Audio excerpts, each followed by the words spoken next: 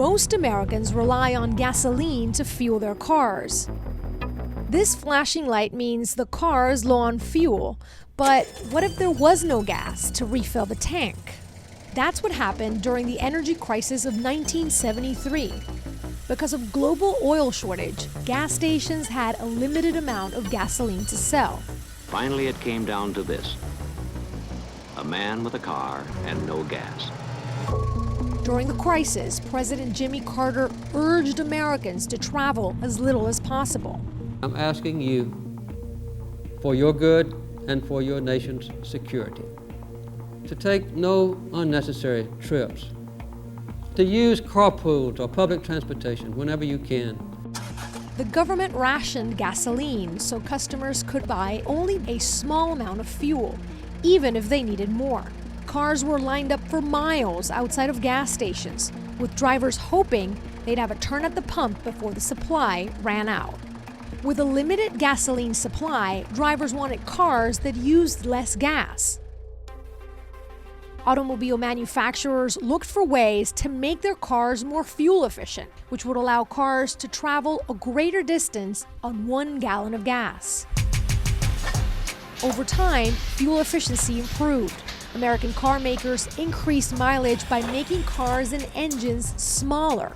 A large car may get 15 miles to the gallon, while a smaller car could get 30 or more. Another way they made cars more fuel efficient was to install engines that used diesel fuel.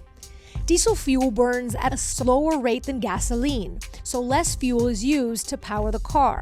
Roughly half the cars in Europe run on diesel fuel. But this energy source is far less common in the United States.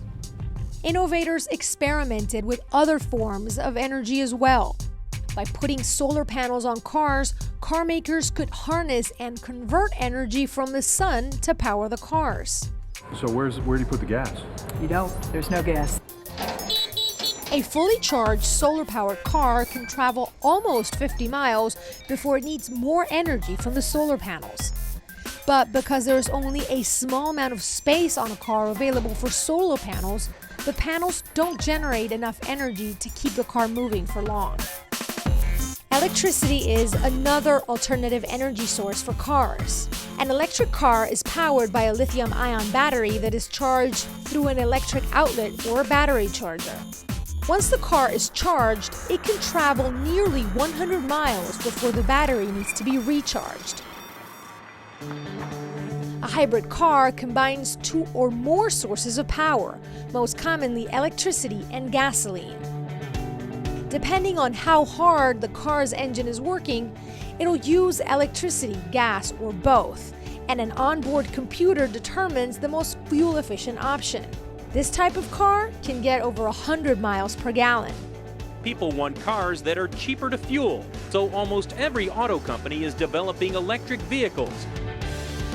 Since the energy crisis of 1973, engineers and innovators have found many ways to make cars more fuel efficient, and they continue to look for new fuels for the future. As long as Americans have cars and cars need fuel, the drive to improve fuel efficiency will go on.